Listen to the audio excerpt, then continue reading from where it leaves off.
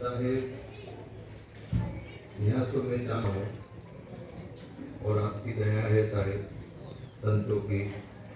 और कभी कभी संसार है, उलझ जाते हैं तो शंका हो जाती है। अभी ये पारक सिद्धांत का समझो कि पार्लियामेंट है साहब, सब शंका का निर्णय होता है, कभी निर्णय नहीं। तो मेरा शंका ऐसा है साहब कि जो साधु है, साधना करते हैं, उनका जब शरीर छूट जाए साहब, साधु है साधना करते हैं, शरीर छूट जाता है, तो उनका जीव कहाँ जाता है साहब? बस इतने ही शंका है साहब। साधना दो प्रकार की होती है, एक तो फिर पूरे संसार में आने के लिए, और एक पूरा संसार से सदा जाता है। जो संसार से सद जाता है वो विदेह मुक्त हो जाता है, भावबंधनों से छूट जाता है। और जो संसार कोई साधता रहता है वो संसार में फिर दोबारा आता है। यदि कर्म गलत हुए तो पशु पक्षी उसमें हानि हो जा सकता है। यदि भक्ति के क्रम में सही लगन अच्छी है, सत्य प्रेम है, तो फिर मनुष्य जन्म को आता है। और यदि संसार से सद गया तो सदा सदा के लिए मुक्त हो जाता है। जो बीज भुज गया वो उगता नहीं।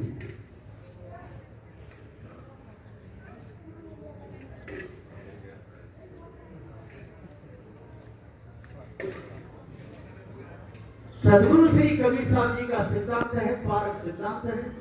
जो भी यहाँ निर्णय बोला जाएगा पारकी संतों के ग्रंथों के द्वारा, जो मान संत सदगुरु श्री पूरन साहब जी, सदगुरु श्री राम स्वरूप साहब जी, राम रह साहब जी, जितने भी पारकी संत जो हुए हैं, इन्होंने चेतन जीव को सर्वोपरि श्रेष्ठ कहा है। वही निर्णय माना जाएगा, इधर उधर का नहीं।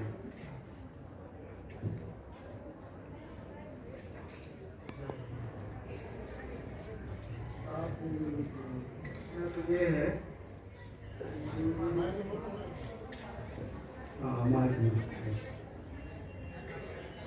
बीजक पाठ पठन का तिथि समय निर्धारित ऐसा कुछ है? ये कोई शंका नहीं है, उसको कभी भी कर सकते हैं जब फुर्सत मिले। आदमी के लिए तो बहुत बड़ी बात है। जब फुर्सत मिले। कितने दिन का है, कितने महीने का समय? कोई समय नहीं, आजीवन का है। हमारे विचार विचार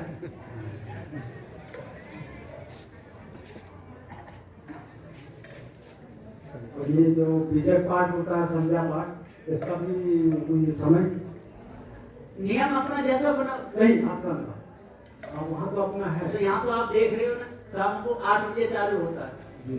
शाम को 12 मासी 8 बजे चालू होता है, 9 बजे तक पूरा हो जाता है। फिर प्रवचन होता है, फिर सुबह आरती होती है, फिर उसके बाद भोजन होता है। दोपहर को 2 से 4 तक पढ़ाई चलती है। आप शंका करो, शंका ये इसके लिए तो मैंने जो शंका, आपकी शंका क्या है? हमारी शंका यही है कि आसाम में आए हैं, कब क्या दिनचर्या, हम छोटे छोटे दी हमारी शंका।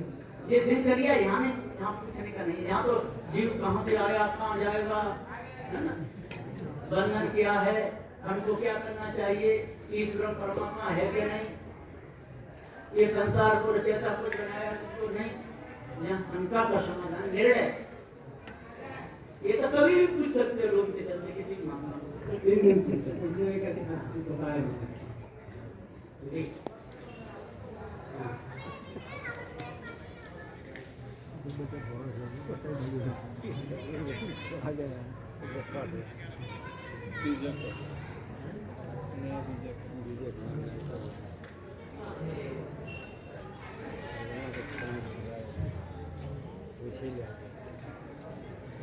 साहब जी, मूल में 3 खानियां, पिंडक, पिंडक उसमें पिंडक से मनुष्य भी है, पशु भी है।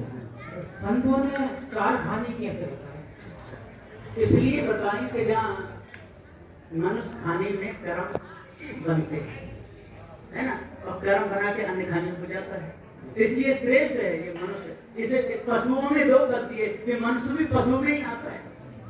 ना विवेक को विचार कर सकता है मनुष्य, इसलिए पशुओं में दो भाग कर दिए, मनुष्य और पशु।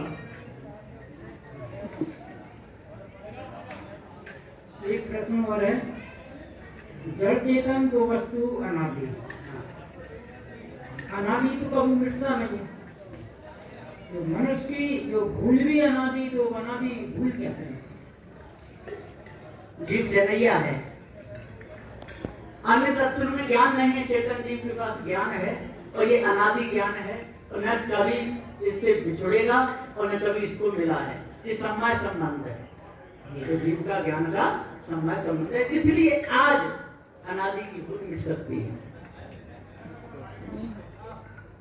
एक प्रश्न और है साहब जी, जड़ ना तो स्वयं में जाने और ना दूसरे जाने, जीव विधेय मुक्त है, ना तो स्वयं में जाने ना दूसरे जाने। नहीं, विधेय मुक्ति में जीवन अपने आप को जानता है ना दूसरे को जानता है, लेकिन उस समय ज्ञान ही नहीं, ज्ञान मात्र रहता है।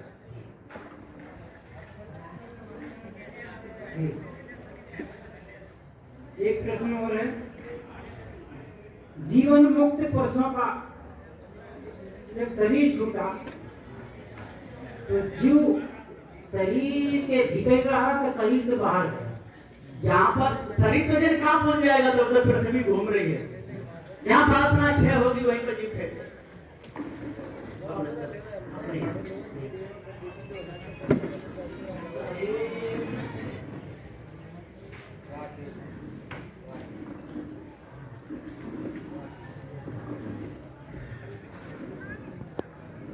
गुरुदेव जी साहेब बंदगी साहब, सर जी मेरा प्रश्न है, साहेब सतगुरु कबीर साहब कहते हैं, शून्य समाधि उन्मूल जागे तब मिली है रघुराई।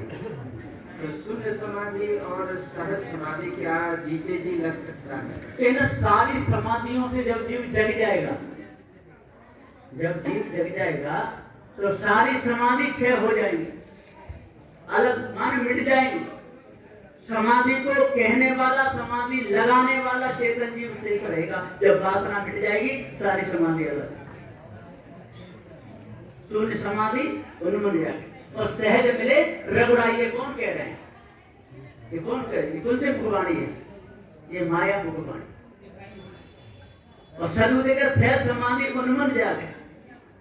इस सारी उन्मूली वाणी से, सहज समाधि से जब ये जीव जग जाएगा और जिसकी समझ में बात आ जाएगी कि ये सारी कल्पना है, तो क्या कल्पना का गुलाम बनेगा?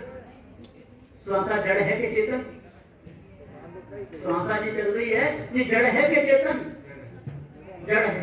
तो श्वासा को साधने से, श्वासा को चढ़ाने से, सहज समाधि लगाने से क्या जीव मुक्त होगा?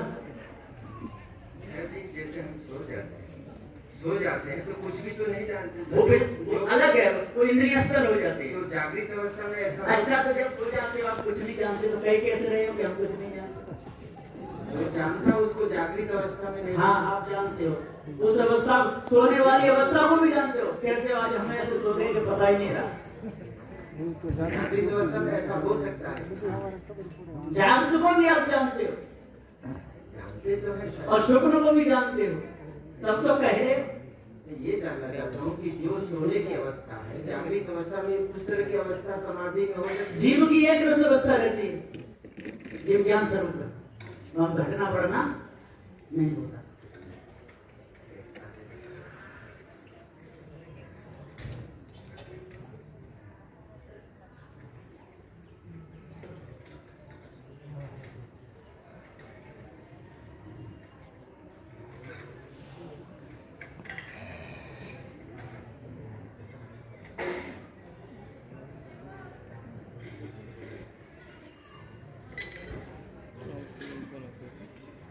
बोले सदगुरुदेव की। हाँ साहिब, थोड़ी सी शंका है कि कुछ महापुरुष गोष्ठियों में ये चर्चा करने लगते हैं कि जो सृष्टि है ये सप्तपुरुष ने बनाई है, और ये कुछ गुरु कहते हैं कि ये जीव जब चौका आरती कराएगा, पान परवाना ले लेगा तभी जो है वो सत्य पुरुष की यहाँ पहुँच जाएगा, जीव मुक्ति को प्राप्त हो जाएगा। ये समझ। तो बनाते समय उस सत्य पुरुष को किसने देखा? वो आकर के बता दे कि हमने देखा। और पान परवाना कब गया और किसने दिया और किसने खाया?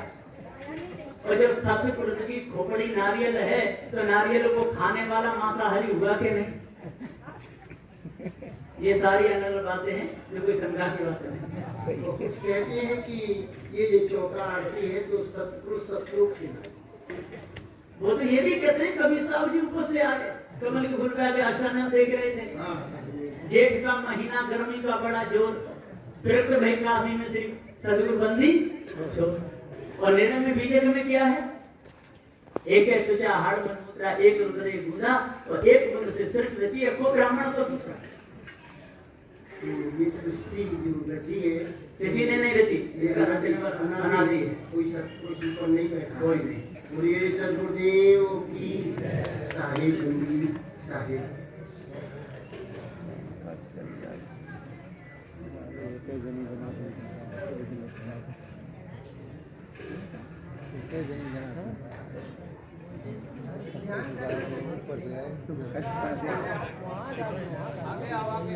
ध्यान करना नहीं चाहिए, ध्यान रखना चाहिए।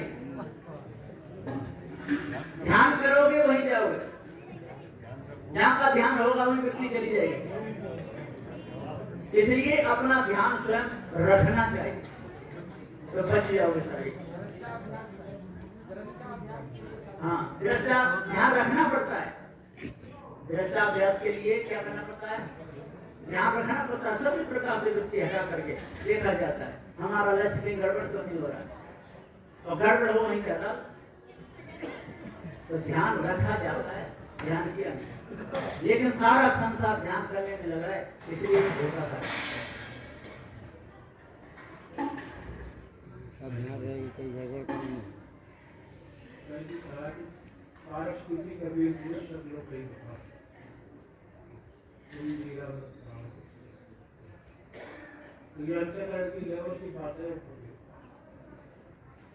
कहना सुनना सब अंतःकरण के लेवल की बात। जितना कहना सुनना समझाना होता है, मैं भी कह रहा हूँ कि सब अंतःकरण संबंध से कह रहा हूँ, पर बात बताई जा रही है उसके संबंध से रह सके। जब ये जीव इस सबसे रहित हो जाएगा, बात ना मिल जाएगी। हाँ, पारदृष्टि कबीर गुरु अखंड समाधि इसकी होती है जो हर समय सदा रहे, कभी भी अपने लक्ष्य को डगमग न होने, सदा निरंतर हो। अंतःकरण के लेवल तक है, जब शरीर छूटेगा तो समाधि छूट जाएगी। धन समाधि तक मन है, और जब शरीर छूटेगा फिर मन नहीं रहेगा। अब जो मान को स्थिति बने तो शरीर रहते रहते कब बने? जब बनाना चाहो तो बने। जब जो भी कर्म आप करते हैं और जब आपको समझ में आ जाए उसी समय रहेगा ना। जब तक आपके पास शरीर है तो अंतःकरण तो रहेगा। जब तक अंतःकरण रहे, शरीर है, तब तक आपको साधना करनी है। अभी कहना हट जाता है जब पूर्ण आपकी साधना में शरीर छूटेगा, फिर अंतःकरण में कोई जरूरत ही नहीं जीव की।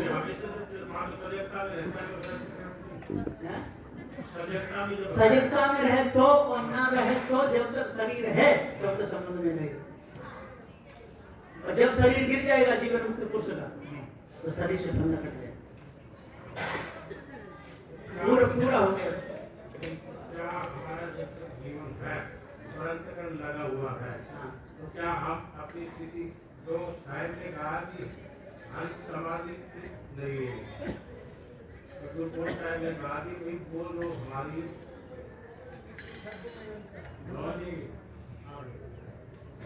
साहिब ने कहा कि जो हमने एक बार जो समझ गया उसकी हमारी हमेशा स्थिति रहेगी। आज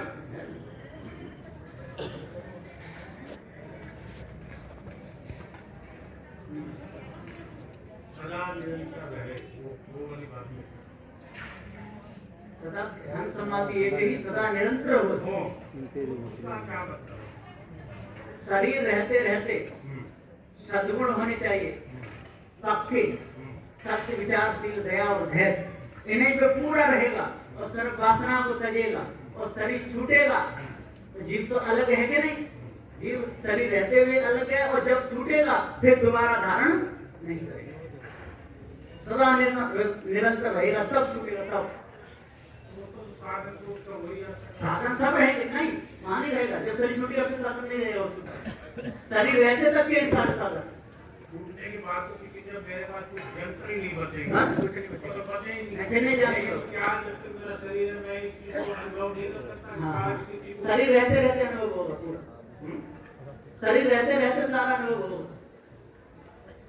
शरीर जब छूटेगा जीवन मुक्त का, फिर वहां पर कोई अनुभव नहीं, अनुभवी चेतन जीव अकेला रहेगा। शरीर रहते हुए कभी ये अनुभव नहीं करेगा। ये तो शरीर रहते हुए सारे अनुभव होंगे। बता तो रहा, जितने भी अनुभव होंगे, जितना भी कुछ होगा, शरीर रहते रहते होगा। जीवन मुक्त पुरुष आएंगे भी, जाएंगे भी, खाएंगे भी, पिएंगे, बोलेंगे भी, प्रोग्राम करते हैं कि नहीं? आप बुलाते हो तो भी जाते, और जो बुला बना के रखते तो वो भी पाए लेते, जो बना के पाए लेते। यदि जीवन मुक्त है तो जब शरीर छूट जाएगा उनके साथ में ये नहीं रहेगा। लेकिन अब हमारे जैसे बात हमारा बनता 24 घंटे हम जाते हैं, 24 घंटे जागृत सुषुप्ति तीन अवस्था होगी। तीनों अवस्था होगी जब हम सारी जानकर बोध हो गया तो हमें किस तरह से बचना चाहिए? उनको शुद्ध रखना चाहिए, पवित्र रखना चाहिए। जागृत में एक काम धन समाधि सदा निरंतर हो, शुद्ध था पवित्र भाव।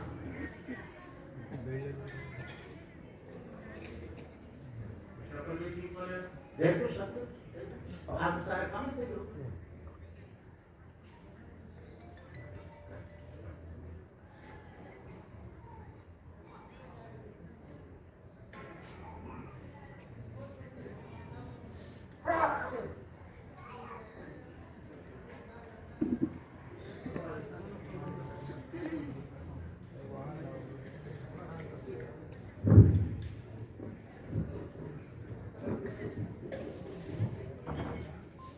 जिनकी भी जो शंकाएं हैं वो शंकाएं नोट किया करके अपना नाम पता से सहित दें।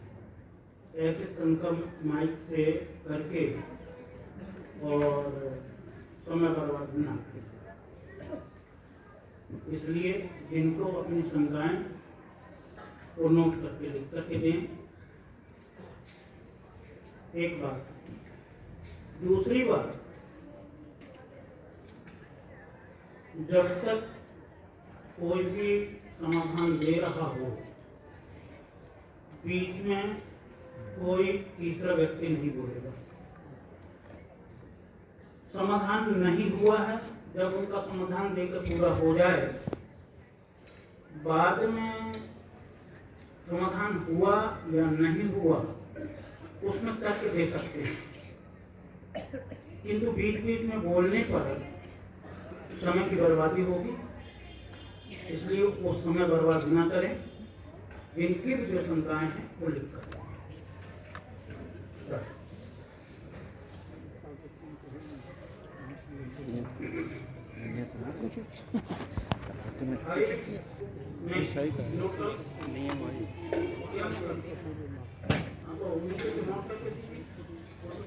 कोई भी करना, कोई ये भाई लाएंगे भी।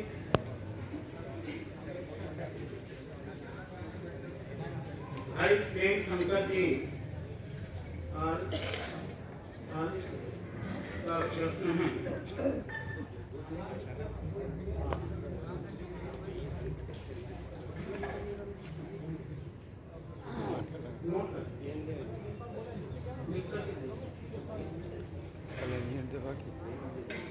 दृष्टांत व सिद्धांत का अर्थ क्या? नंबर 1। नंबर 2, अनुभव कहाँ से आया? नंबर 3, 4 अवस्था में जीव कहाँ रहता है?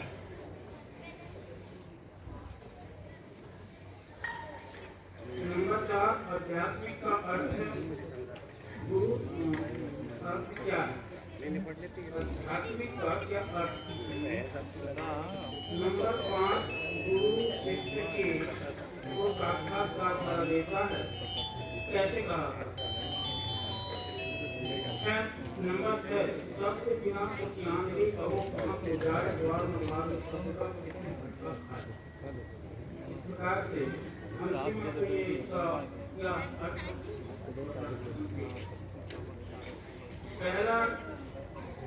पहली इनकी शंका है दृष्टांत व सिद्धांत का। एक मिनट में नोट करना चाहूंगा, जिन किसी को भी समाधान का समझ लिया जाए वो प्रवचन का रूप ना लेकर के केवल शंका समाधान का ही रूप ले। शंका समाधान में प्रवचन का रूप नहीं होता है, इसलिए शंका को जितना शार्ट में उत्तर हो सके जितना शार्ट में उत्तर दे उन्हें प्रवचन का रूप नहीं ले। इनका जरूर ध्यान रखेंगे सभी को भी सबको ध्यान रखना।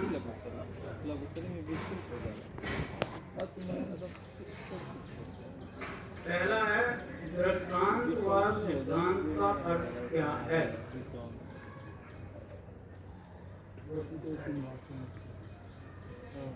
सिद्धांत को समझाने के लिए या किसी भी कोई चीज समझाते हैं या कहते हैं या सिद्ध करते हैं, तो जो अंत में जो सिद्ध होता है उसको सिद्धांत कहते हैं। जो सिद्ध हो गया, सिद्ध करने वाला चेतन जीव है, और जो सिद्ध हो गया वही सिद्धांत है।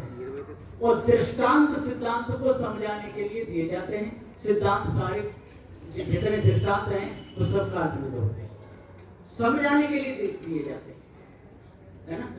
जो दृष्टांत हैं जितने भी हैं रूपक हैं, संत गुरुजन बोलते बोलते भी दृष्टांत समझाने के लिए बना लेते हैं, बताते हैं। लेकिन वस्तु को सिद्ध करने के लिए दृष्टांत दिया जाता है। तो जो सिद्ध होगी वो सत्य है और दृष्टांत के द्वारा हमारी समझ में है। लेकिन कथा पहला प्रश्न था अनुभव कहाँ से आया? दूसरा प्रश्न अनुभव, ये चेतन जीव है ना, ये अनुभवी है। चेतन जीव कौन है? ये दृष्टा है, दृश्य सारा संसार है।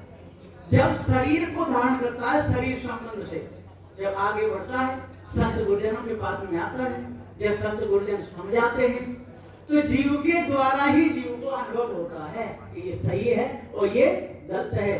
तो अनुभव कहां से आया? स्वयं से ही अनुभव आया संसार को देखकर। क्यों कि अनुभवी ये चेतन जीव ही है।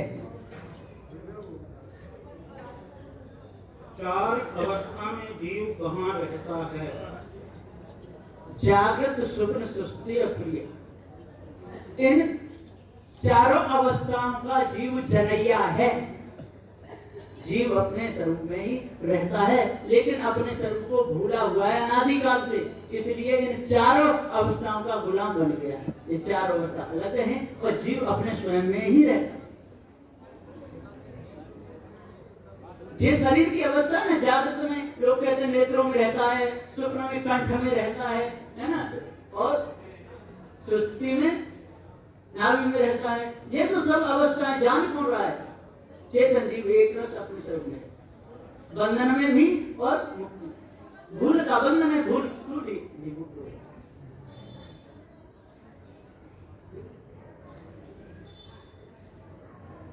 गुरु शिष्य का साक्षात करा देता है। गुरु शिष्य को साक्षात करा देता है, कैसे कराता है? जब शिष्य गुरु जी के पास में आता है तो गुरुजन उसको साक्षात्कार कराते हैं। एक तरफ जड़ मूर्ति है, एक तरफ चैतन्य है। 4 रोटी रख देते हैं जड़ के सामने और 4 रख दे जहां चेतन है वहां, तो भोजन कौन पाएगा?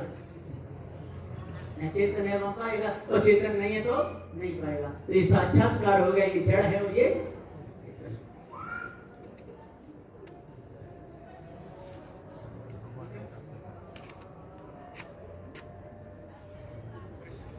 ये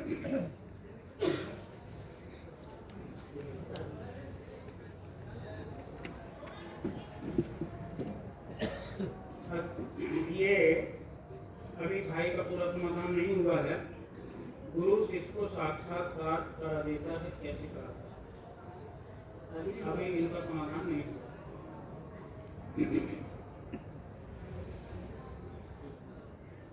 साक्षात इंद्रिय जन्य ज्ञान परा और चेतन में स्वाद। स्वाद से कहते हैं इंद्रियों को, और इंद्रियों के द्वारा जो वस्तु अनुभव में आता है वह है साक्षात। इसलिए गुरुजन शिष्य को दृष्टांत और सिद्धांत के माध्यम से समझा करके उसकी बुद्धि में जब इस बैठा देते हैं उसका नाम साक्षात्कार करा देना है। ठीक।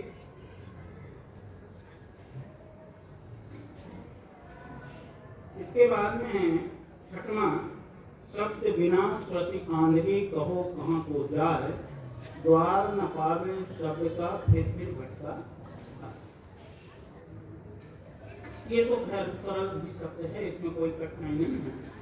शब्द के बिना हमारी श्रुति आंधी अंधी, शब्द ही उसके आंख है। शब्द के द्वारा गुरु और शिष्य एक दूसरे का बोध कराते हैं। कहो कहाँ को जाए, शब्द के बिना अधिकतर हमारी वृत्तियां पंच विषयों की तरफ जाती हैं। शब्द स्पर्श रूप रसगंध पंच विषयों की ओर इनका झुकाव है, इसलिए वो जाती हैं। द्वार न पावे शब्द का, जब तक यथार्थ शब्द ही द्वार है। द्वार न पावे शब्द का जब तक यथार्थ बोध नहीं हो जाता, तब तक क्या होता है, शब्द न पावे द्वार को फिर भटका आए बारम्बार,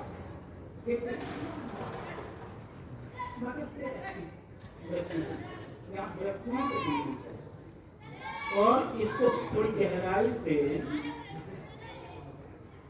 अगला प्रश्न आपका आया था, उसमें भी यही स्थिति है जो आपने कहा कि निद्रा के समय आंख में, कंठ में अलग अलग स्थान बताए गए, वो वृत्तियों का स्थान है, ना कि चैतन्य का। चेतन एक जगह है, वो अलग अलग जगह पे नहीं जाता, चाहे वो निद्रा के समय हो, स्वप्न के समय हो, जागृत के समय हो, तुरिया के समय हो, उसका स्थान एक जगह है। स्थान छोड़कर कहीं जाता है। जो वृत्तियां होती है वो वृत्तियों के विषय में कहा गया है यहाँ पर कि आंख में निद्रा के समय वृत्ति, चेतन की वृत्ति आंख में, ये वृत्ति चेतन को नहीं, चेतन को एक जगह है। जैसे एक जगह है, चारों तरफ से टेलीफोन जब ट्रेन में बैठा होता व्यक्ति, चारों तरफ से फोन आते हैं, उससे इधर उधर नहीं होता, वहां से ही चारों तरफ की बात को जान करके और चारों का उत्तर हो देता है। इसी प्रकार चेतन भी एक जगह रहता है, उसको कहीं अलग अलग स्थान में नहीं रहता। हृदय बसे थे ही राम न जाना, हृदय स्थान उसका, ये तो बहुत पहले से ठीक है। इसलिए वृत्ति के प्रति कहा गया, चेतन के प्रति नहीं। ये हर चीजों को समझना है बात, ठीक है, हो गया समझना।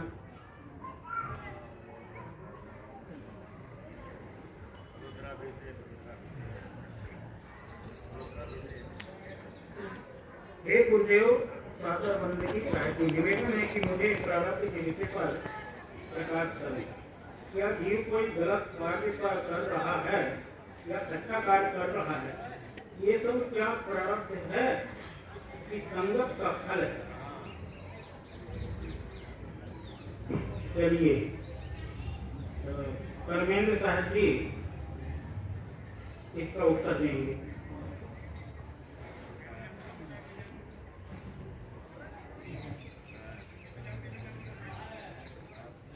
बोलिए।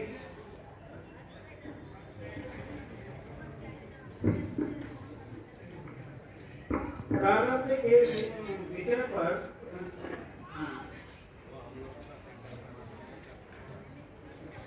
प्रवचन का रूप ना लेकर सीधा उत्तर ही देंगे।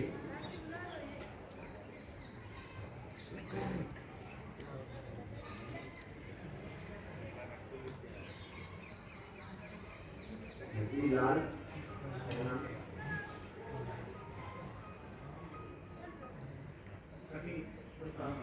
लाल प्रसाद ये दिल्ली से पधारे हुए छठीलाल प्रसाद जी। उनका प्रश्न है प्रारब्ध के विषय पर, क्या जीव कोई गलत कार्य कर रहा है या अच्छा कार्य कर रहा है, तब क्या प्रारब्ध है कि एक संगत का फल है। प्रारब्ध होता है शरीर और शरीर के शब्दों, और कर्म प्रारब्ध नहीं होता है। कर्म कह रहे क्रियमाण कर्म, तीन कर्म के विभाग बताए संतों ने, क्रियमाण कर्म, संचित कर्म और प्रारब्ध कर्म। प्रारब्ध के वशीभूत होकर के ये शरीर मिला, शरीर के सुख दुख प्रारब्ध है, हानि लाभ प्रारब्ध है, कर्म करना प्रारब्ध नहीं है, वो वर्तमान है, आगे के लिए बनेगा। यानी आप वर्तमान में अच्छा शुभाशुभ कर्म करते हो, वो प्रारब्ध नहीं है। वो कर्म भूमिका वर्तमान में आप कर रहे हो, उसका फल आगे के लिए मिलेगा। पहले किया उसका मतलब फल प्रारब्ध है, ये शरीर भोगने के लिए। समाधान हुआ? यानी कर्म जो छठीलाल प्रसाद जी कौन है भाई? हाँ, आपका समाधान हुआ कि नहीं? बोले सतगुरुदेव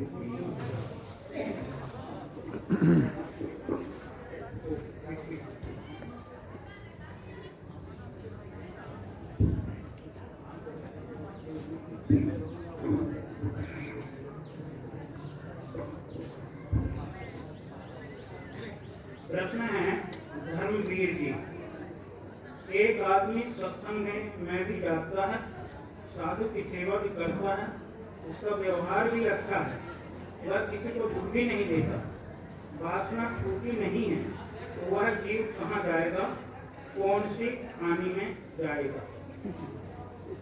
बढ़िया प्रश्न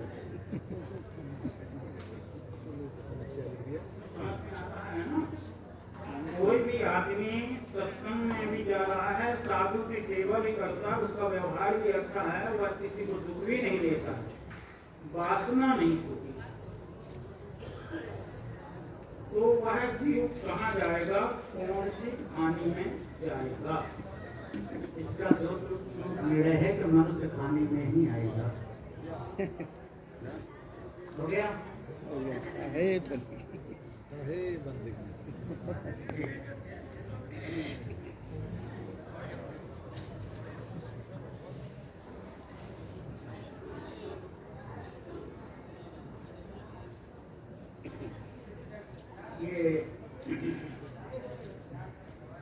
नंदलाल जी चौहान जी का ये प्रश्न है, जो राम को जिला से आए। जीव को आत्मा कहना क्या गलत है, जबकि सहस्त्र कहे में आत्म राम पद में विनिर्दय उदित की नदी बहाई।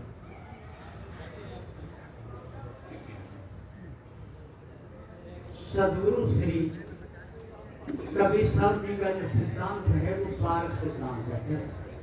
उनका सिद्धांत है, ये जीव सिद्धांत है।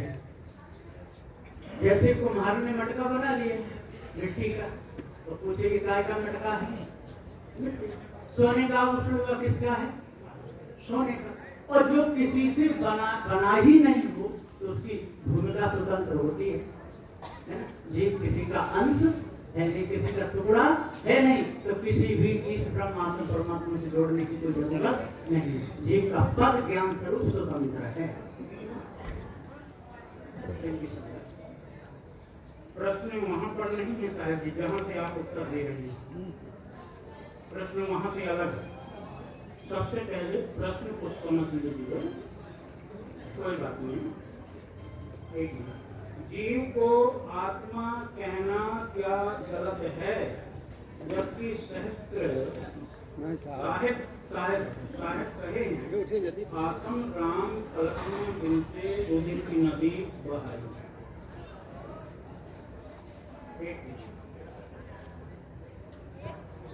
सदगुरु श्री कबीर साहब जी का जो सिद्धांत है, मैं फिर कह रहा हूँ, पारक सिद्धांत है। और जो आत्म सिद्धांत है वो ब्रह्मवादियों का है। तो साहब कह आत्म राम पलक में विनशे। इन लोगों ने जीव को आत्मा कहा। क्या कहा? जीव को आत्मा कहा। और आत्मा जीव को आत्मा कह करके और आत्म राम पलक में विनशे उस जीव को दुख दे रहे हैं। आत्म राम कह के जीव को क्या दे रहे हैं? दुख दे रहे हैं। तो इनका जो आत्म सिद्धांत है वो पलक में विनश है, वो सही नहीं है, गलत है। जीव सिद्धांत सही, पारक सिद्धांत ठीक, आत्म सिद्धांत मिथ्या है।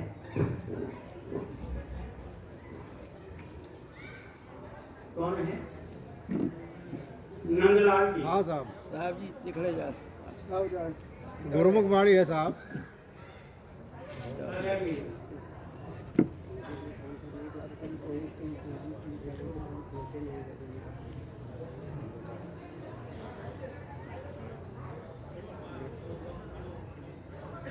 अब आप माइक पकड़िए सामने।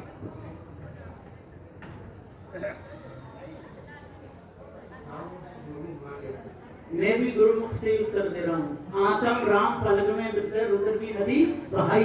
अति पुनीत ऊंचे पुर कहिए सभा माय अधिकारी। उनको सदगुरु देव गुरुमुख से ही समझा रहे। चेतन जीव सत्य है, अजर अमर अखंड है। इसके ऊपर कोई भी इस ब्रह्मात्म परमात्मा का लेवल नहीं है। और आत्म राम पलक में विनशे, इधर तो जीव को आत्मा कहता है और इधर उसका विनाश भी कर रहा है, धोखा भी दे रहा, काट करके पत्थरों को पूज रहा है। अरे तो उन्होंने आत्मा कहा है तो उनको किस शब्द का करेंगे प्रयोग? जिन्होंने जीव को आत्मा कहा है उसके लिए किस शब्द का प्रयोग करेंगे? साधु श्री रामदास साहब जी क्या कहें? क्या बोले? साखी नंबर 68 में, कवि पढ़ते तो साखी में वही है, बीजे की कुंजी है। जो पंचग्रंथि है वो बीजे की एक चाबी है, महापुरुषों का है। आत्मज्ञान निश्चय किए झूठन के सरदार। इधर तो जीव को आत्मा कहती है, आत्म राम पलक में विनशे, वहां पर भी साखी देखिए। पंचग्रंथि में भी अब यही गुरुबोध प्रकरण चला है, वहां भी साखी लिखी है, आत्म राम पलक में विनशे। इधर तो जीव को आत्मा कहते हैं, इधर विनाश भी करते हैं।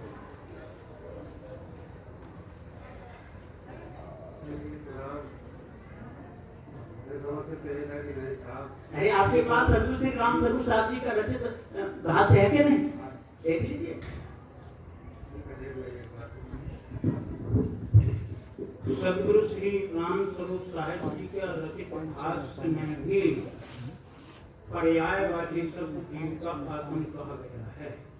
न साहब ने वहां पर कहा है कि ये आत्म सिद्धांत और ब्रह्म सिद्धांत ये एक हैं और पर्यायवाची हैं। कोई उन्हीं लोगों के हैं जिन्होंने जो आत्म सिद्धांत निरूपण किया है। तो अस्ति आत्मा राम में बीजे पते किसी जगह प्रमाण आया। आज से आत्मा नाम है मन माया के नाश। सुनिए साहब, आज से चक्कर जा मारा जान लड़ाई की बात नहीं है। मगर आज से आत्मा राम है। जो इन मायावी गुरुवा लोगों ने आज से आत्मा राम को कहा है तू मन माया कृत नाश है। ऐसे बिल्कुल पूरा पूरा सही से लिख दिया। महात्म्य में कभी भी दूसरा शब्द नहीं आता है। किसी भी ग्रंथ के महात्म्य को उठा करके देख लीजिए। महात्म्य की परिधि होती है सिद्धांत के अनुसार। इसलिए सतगुरु कबीर ने आत्मा शब्द जीव परक कहा है और इसके एक नहीं सहस्त्र प्रमाण दे सकते हैं। कहीं भी नहीं अपने साधु भया तो क्या भया बोले नाही विचार अते पराई आत्मा जीव बांध तलवार। अच्छा ये भी देख सतगुरु श्री पूरन साहब जी उसका टीका कर रहे हैं। रात में मैंने दिखाया है। लाइए के सामने दोनों मंगा लो, हाथ से उतर जा, दोनों मंगा लो। ये आइए टीका उठा करना। जे शास्त्रवादी, जे प्राणवादी, जे आत्मवादी जीव को आत्मा कहते हैं। यदि किसी ने शब्दकोश न पढ़ा हो उसकी बात करेंगे। शब्दकोश को उठा करके देखिए जीव के कितना पर्यायवाची नहीं होगा। शब्दकोश के बिना शब्द मान नहीं सकता है। ब्रह्म सिद्धांत मान करना तो पड़ेगा। ठीक है, चले आप जीव को नानक तो विकारी पक्षी में मानते हैं, उसमें फिर आप वेदांत को अगर मानते हैं तो उसके आत्मा को अगर व्यापक मानते हैं, उसके उन्होंने तो जीव को परिच्छिन्न मानना पड़ेगा। जीव को अल्पज्ञ कहा है। जीव को अल्पज्ञ, लोगों ने जीव को अल्पज्ञ कहा है और अपने अल्पज्ञ नहीं कहा। लड़ने की बात नहीं। जीव अल्पज्ञ परिच्छिन्न उन्होंने कहा है। इसलिए जीव समझिए कि आत्मा को सर्वव्यापक माना है। हमारे यहाँ पर आत्मा सर्वव्यापक नहीं पर्यायवाची शब्द है। हम उस पर्यायवाची है वो हमारे सिद्धांतों में सिद्ध नहीं होता है निर्णय से। बहुत से शब्द हैं पर्यायवाची शब्द, बहुत से सिद्ध नहीं होते निर्णय से। पर्यायवाची में ब्रह्म कहिए, शिव कहिए, आत्मा कहिए, परमात्मा कहिए, एक ही लिखा है। यदि ये सिद्धांत आपको सिद्ध करना पड़ेगा तो कबीर साहब का सिद्धांत का फिर आत्म सिद्धांत वो सिद्धांत है नहीं, बार सिद्धांत है। इसमें लिखा है साधु भया तो क्या भया बोले ना विचार हते पराई आत्मा जीवान तलवार। साधु भया जात पात मर्यादा छोड़ी भेष साधु का धारण किया। घर किया पर विचार करके बोलता नहीं, पक्ष लेके बोलता है। क्या लेके बोलता है? विचार नहीं करता, पक्ष लेके बोलता है। वेद पक्ष, शास्त्र पक्ष, नाना ऋषियों का नाना मतन का पक्ष, सो सब वे विचार वाणी जैसे पराई आत्मा को मारते हैं और जीव हिंसा करते हैं, और पराई आत्मा को मारते हैं चाकू। पराई आत्मा का क्या बना लिया? चाकू। और जीव को मारते हैं, साफ साफ जीव हिंसा करते हैं। पराई आत्मा को मारते हैं। हत्या पराई आत्मा, जैसे चाकू उठा करके हत्या, बराबर लिखा है। और जीव को हाँ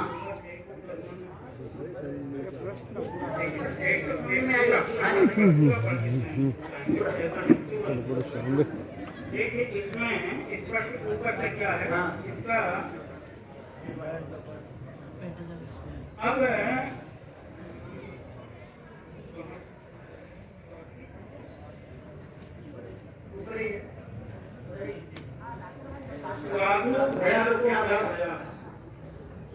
इसमें टीका में गुरुमुख शब्द साहब जी ने किया है। गुरुमुख टीका गुरुमुख है ना। साधु भया जाति पाति मर्यादा साहब ने अभी जो कहा थोड़ी एक साधु का धारण किया और विचार करके बोलता नहीं। बोलता किससे भाई? जीव करके। जीव क्या हुई यहाँ पर? तलवार। जीव तलवार नहीं, आत्म तलवार। तलवार आत्मा के जीव से बांध के, जीव से बांध करके हंता है। हृदय पर आई आत्मा जीव को बांध। बिल्कुल गलत है। वेद पक्ष शास्त्र नाना ऋषि का पक्ष मदद करते को सब वे विचार वाणी। हाँ, विचार की वाणी। बिना विचार वाणी जैसे पराई आत्मा को मारते हैं। अच्छा, पराई आत्मा को मारते हैं तो पराई आत्मा क्या है? पराई आत्मा क्या है? दूसरे की आत्मा। पराई आत्मा यानी दूसरे की। जीव जान जीव नहीं है, जीव जिभ्या। इससे बांध के आत्मा रूपी तलवार को और जीव को अंदर बराबर लिखा है। पराई आत्मा। हाँ, पराई आत्मा माने जो गुरुवा लोगों ने सिद्ध किया ब्रह्म आत्मा। एक एक करके बोला, कोई बात नहीं, यहाँ कोई होगा नहीं, जो सत्य होगा वो सबका है, किसी एक का नहीं। पराई आत्मा का तात्पर्य, पराई माने दूसरे की आत्मा। अच्छा, तो आत्मा यहाँ पर जीव परक होगा कि ब्रह्म परक होगा? पराई आत्मा, दूसरे की आत्मा, धर्म परक होगा। कैसे कर्म पर दूसरे कौन माया कौन की चलाए हुआ सिद्धांत, वो आत्मा रूपी तलवार लेकर के मार। यहाँ जो उसके करते ही नहीं है, उसके ऊपर से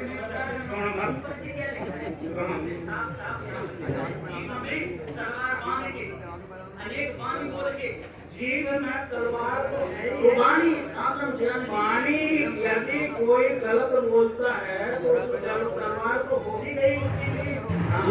जीव रूपी तलवार। भयास आत्म घात, स्वाभाविक जीव तलवार हो ही गई, क्योंकि जीव से के द्वारा ही सत्य निकलता है। अच्छा ये बताइए, सुनिए, मैं आपसे नहीं कह रहा, मैं ये कह रहा हूँ, आप ये बताइए सब कि जो आत्म सिद्धांत है वो कवि साहब का है तो ब्रह्मज्ञानी होगा? ब्रह्मज्ञानी। आत्म सिद्धांत व्यापकवाद जहाँ पर है वहाँ ब्रह्म ज्ञानियों का है। यहाँ पर एक जैसी बात लिया ही नहीं है। एक जैसी कैसे नहीं आई?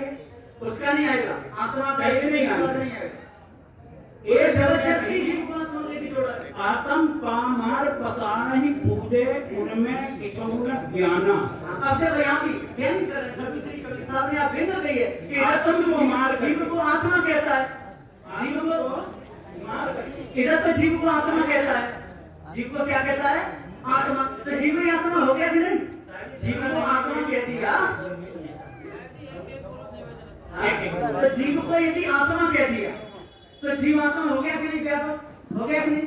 तो इधर आत्मा को मार करके, जीव आत्मा को मार के, उनका बता रहे कवि साहब, जीव आत्मा मार को किसकी पूजा कर रहा है?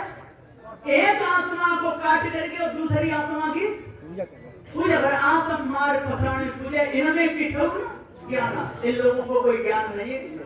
वैसे एक बात समझ लीजिएगा, आत्मा ब्रह्मवादियों ने व्यापक माना है। व्यापक क्या माना जा सकता है?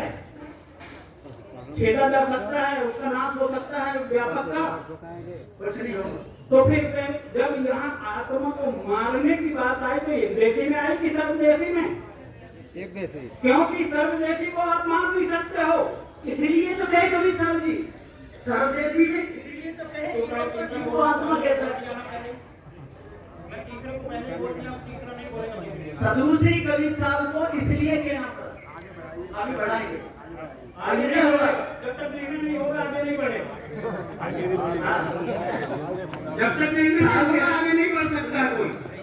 साहब कहते हैं हते पराई आत्मा जीववाद तलवार। तो सदूसरी कवि साहब तो एक जैसी बातें बोल रहे हैं ना, व्यापक बात तो उन लोगों का है, उसको कह दिया तो व्यापक मानते हैं, इधर तो ये व्यापक मानते हैं, और इधर काट करके पत्थर को पूज रहे हैं तो यहाँ हनन हो गया। हते पराई आत्मा ये गुरुमुख साखी है जो जानमग्नि, और पराई आत्मा के विषय में जब शब्द आया है, ये भाष्य है, मतलब हाँ साथी, हते पराई बराबर हम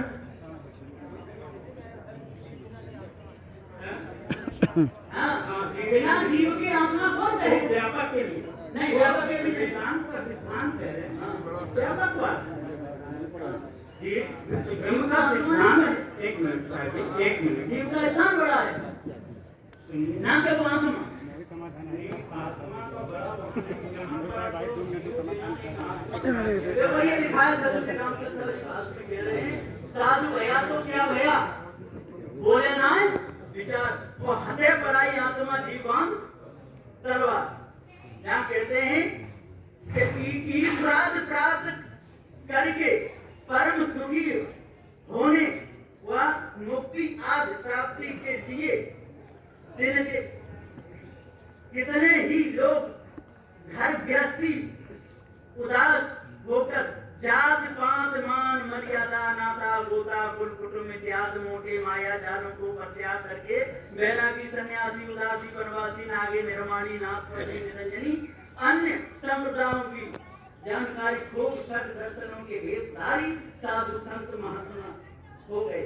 अब कह रहे हैं उनका नाम ले लेना हो गए हो गए, ये तो पहले से होते आए हैं। किंतु मन से काम क्रोध लोभ मोहात विकार अनुमान कल्पना भ्रम भूल जीने माया जाल का उनका एक भी बंधन नहीं छूटा। अपने मन वचन इंद्रिय आदि को भी बस में नहीं किए। सत्य का बोध भी नहीं हुआ। सत्य न्याय निर्णय के वचन भी उनसे नहीं निकलते। केवल बाहर भीतर वेश का स्वांग बनाते हैं। धूले नहीं समाते। बड़े घमंडी अहंकार में अभिमानी नशा में ग्रस्त रहने वाले हो रहे हैं। अब कहिए वैसे नाम रूप मात्र के गुण रहित साधु भी हुए तो क्या हुआ? कुछ भी नहीं हुआ। जिसका क्या लाभ हुआ? कौन सा बंधन छूट गया? उनका सारा प्रयास मिथ्या बेकार चला गया। कुछ नहीं, क्योंकि वैसे लोग सत्यासत्य का विचार करके सत्य भी तो नहीं बोलते। मन माने अविचार से भ्रम धोखे को वाणी बोलते हैं। जीव को फंसाने के लिए बहुत से रोचक भयानक मिथ्या मानंदी के शब्द और सट दर्शन के वेशधारी सब बोल के और वेश में मिथ्या पक्षपाती बने हुए हैं। वेद पक्ष शास्त्र पक्ष पुराण पक्ष अनेक ऋषियों का पक्ष एवं नाना मतांतरों का पक्ष लेकर अविचार की वाणी बोल रहे हैं। वैसे अविचारी अविवेकी साधु हुए तो क्या लाभ हुआ? और गिरस्त रहे वैसे ही अविचारी बने रहे और गिरस्त रहे तो भी क्या विस्तार होगा? स्वयं ही मोटी झिनी माया के महाबंधन में बधे रहे। स्वयं ही मोटी झिनी माया के महाबंधन में बधे आवागमन के अधिकारी हो रहे हैं। उनके द्वारा फिर दूसरों को हित कल्याण भी कुछ नहीं होता है। अहित अहंकार प्रत्यक्ष सबका हो रहा है। अहंकार में चूर हो रहे हैं। उन लोगों ने अपनी अपनी जीव जिह्वा से तीक्ष्ण धार वाला वाणी कल्पना की चमत्कार हुआ तलवार शस्त्र अपने मुख में ही बांध कर पकड़ कर और भ्रम में और जीव को हत रहे हैं। जीववान तलवार। तो सदगुरु श्री कबीर साहब जी के निर्णय को बता रहे सदगुरु श्री राम स्वरूप साहब जी। तो आत्मा जीव को भ्रम भूल कर हत्या विनाश करके इनको जीव को हत रहे हैं विनाश करके जा रहे हैं। बुद्धि विचार को काट कर छिन्न भिन्न कर रहे हैं। जीव के चेतन स्वरूप से भिन्न कोई एक परमात्मा सर्वव्यापक आत्मा उसमें मिलने के लिए अनेक भ्रम धोखे की साधना में लगाकर मनुष्य पद का विनाश कर रहे हैं। और कोई देवी देवताओं को जड़ उनके सामने और पशु पक्षी आदि जीवों को हिंसा बलिदान महापाप का आक्रमण भी कर रहे हैं। ईश्वर देव ईश्वरार्थ प्राप्ति के लिए भी उन्होंने अपने आप को जाना नहीं। जीव से तलवार बांधकर हंस पद का घात कर रहे हैं। क्या इससे वो हुआ? इसलिए सदगुरु श्री कबीर साहब का गुस्सा सिद्धांत है, पारक सिद्धांत है, जीव सिद्धांत है, चेतन सिद्धांत है और जो आत्म सिद्धांत है वो ब्रह्मवादियों का है। आत्म सिद्धांत ब्रह्मवादियों का एक परम सत्य है। किंतु साहेब जी रुको भाई, साहेब जी ने जो आत्म शब्द कहा आत्म मान पसाणे पूरे और यहाँ पर हते पराई आत्मा पराई आत्मा बीच में बोलती झगड़ा भी नहीं था, झगड़ा थोड़ी ना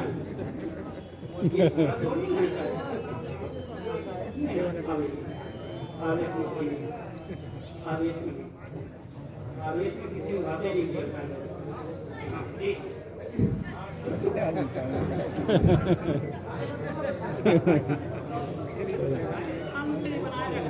जी जी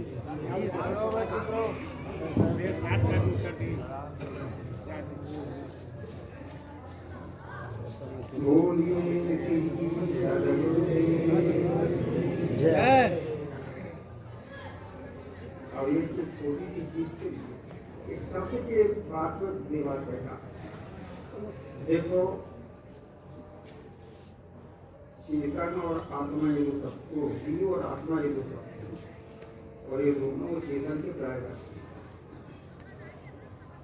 दोनों चेतन के प्राय।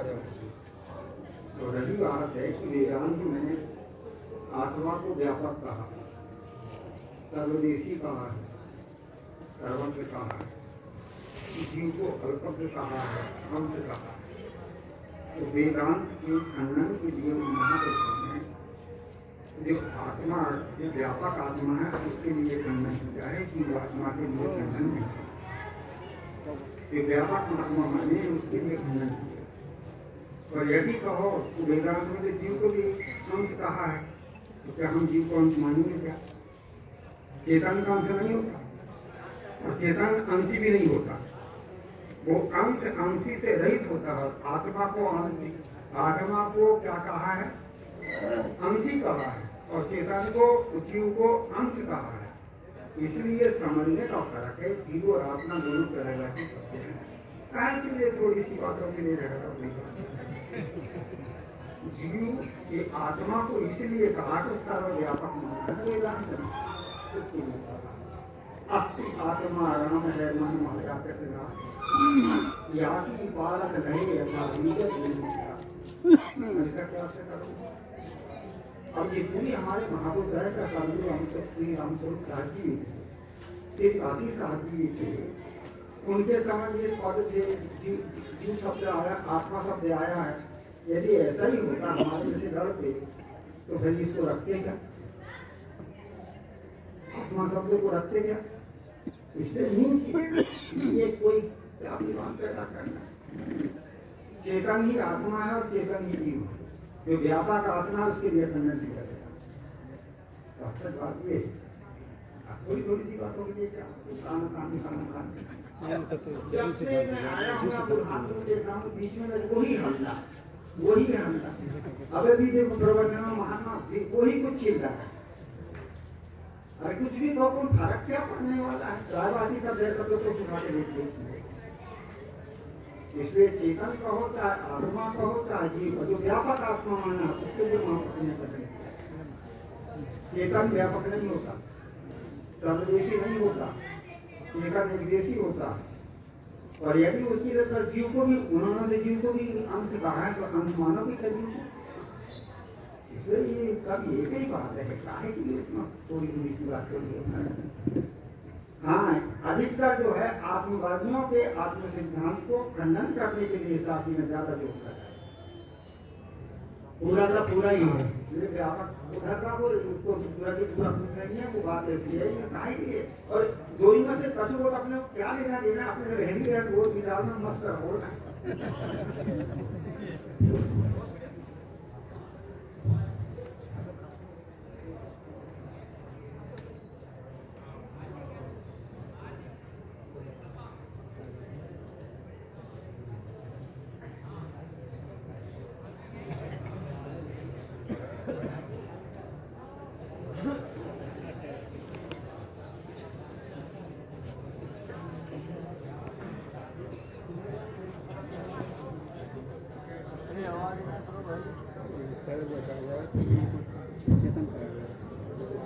कृपया ध्यान दीजिए, शांति को।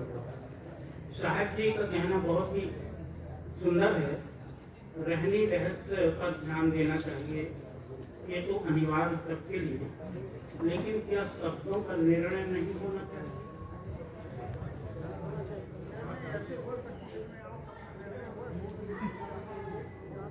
इसीलिए तो तीसरे की जरूरत पड़ रही है। बिल्कुल जी। साहब जी ने निर्णय अच्छा दिया है कि ये पर्यायवाची शब्द है, बस। और पर्यायवाची शब्द सबके सब निर्णय में सिद्ध नहीं होते। जो है वो व्यापक आत्मा के लिए ही जोड़ पूरा दिया गया है नहीं और उसका खंडन पूर्ण किया गया है। तो जो आत्मा कहो या जीव कहो चेतन ही है। अब कुछ भी कोई कहे वो बात अलग है। जब निर्णय होगा तो निर्णय में सारा छेद करके अलग कर दिया जाता है। अब बोलने में कोई कुछ भी बोले वो बात अलग है, सब बोलते ही चले आए। जो चेतन है आत्मा कहो या जीव कहो कोई फर्क नहीं। और सदगुरु श्री राम स्वरूप साहब जी ने टीका में पूरा पंचग्रंथि में खंडन कर दिया। आत्मा मत कहो, आत्मा मत कहो, तो वो भी नहीं जीव मत कहो। हाँ, अपना कहना। जीव, चेतन, आत्मा ये पर्यायवाची शब्द है और एक ठीक है, ठीक है भाई। हाँ साहब, पर्यायवाची शब्द इसीलिए लाया जाता है ना साहब। हाँ, पर्यायवाची शब्द का मतलब ही वही होता है कि दोनों एक है। पर्यायवाची सब मान्य नहीं होते। अरे यहाँ तो मान्य है ना साहब, यहाँ मान्य है। दुनिया को आज तक कोई मनाया नहीं है। कोई यहाँ मान्य नहीं है। नहीं बैठे ना।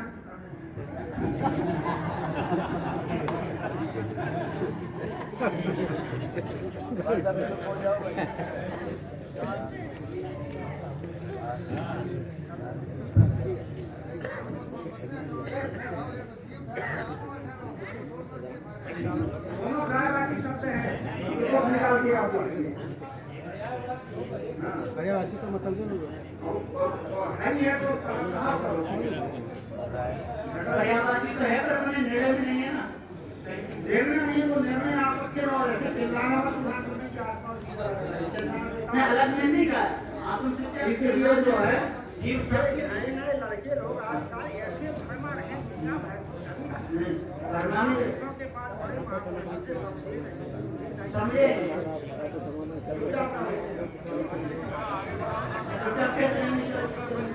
पर्यायवाची शब्द साहब बनते हैं, निर्णय से ही बनते हैं। पर्यायवाची शब्द निर्णय से ही बनता है। हाँ, लेकिन निर्णय में शब्द नहीं है। पर्यायवाची शब्द का मतलब है क्या रह गया? जैसे पानी का पर्यायवाची शब्द जितने हैं, सिद्धांत है कि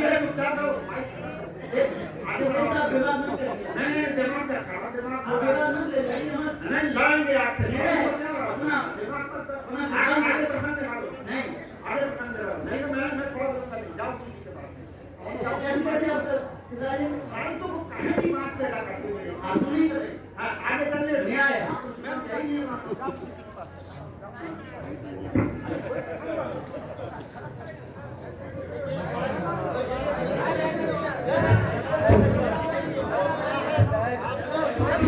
आप लोग मत बोलिए।